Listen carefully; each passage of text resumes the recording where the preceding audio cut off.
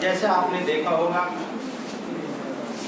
प्रतिदिन जो उच्च शिक्षा में बदलाव लाने के लिए प्रदेश के महामहिम राज्यपाल जी के द्वारा सुधार करने का पुरजोर प्रयास किया जा रहा है, लेकिन यह सरकार की बैठी हुई मुखिया के इशारे पे, मुखिया के बताए हुए रास्ते पे कहीं न कहीं अनुसूचित जाति के बीच से आने वाले महामहिम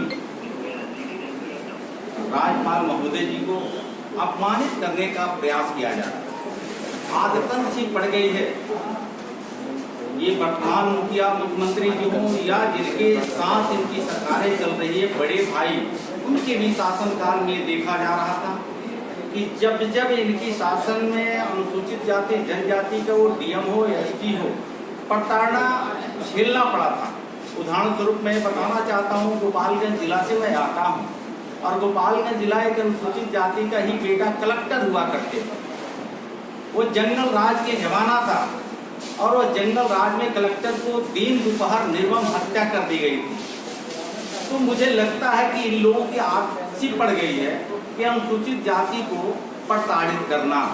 गांव के गरीब किसान, दलित, शोषित, पीड़ित, वंचित परिवार के लोगों को परम पूज्य बाबा साहब डॉक्टर बी.आर. अम्बेडकर जी के संविधान के बदौलत समतामूलक समाज बनाने का उन्होंने सपना देखा था।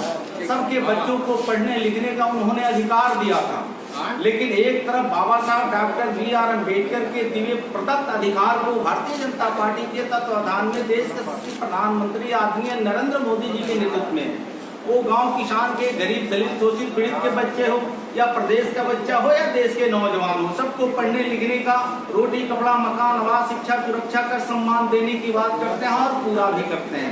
लेकिन वही बिहार प्रदेश के जन्मे आपके बीच में जनक जवार में बताना चाहता हूँ, बड़ी दुर्भाग्य की बात है कि डीएम एसपी के साथ ये लोग करते ही थे।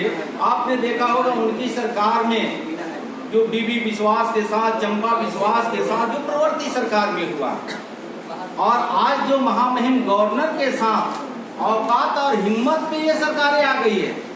और ये किसी सचिव को इतनी हिम्मत नहीं है कि किसी महामहिम को इस तरह हिम्मत दिखाने की बात करें।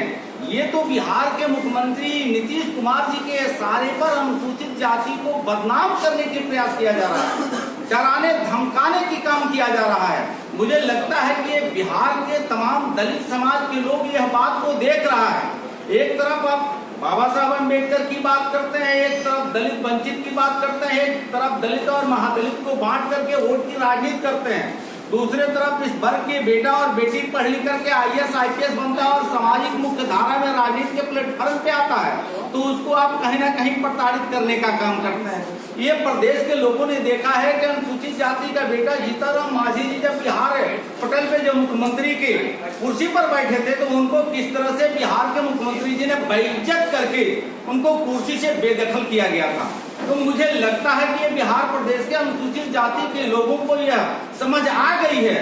अब बिहार प्रदेश में चाचा और भतीजा या बड़े भाई या छोटे भाई की जो सरकार है, अब बहुत दलितों को, अनुसूचित जाति जनजाति भाई और बहनों को ये सरकार गुमराह नहीं कर सकती है।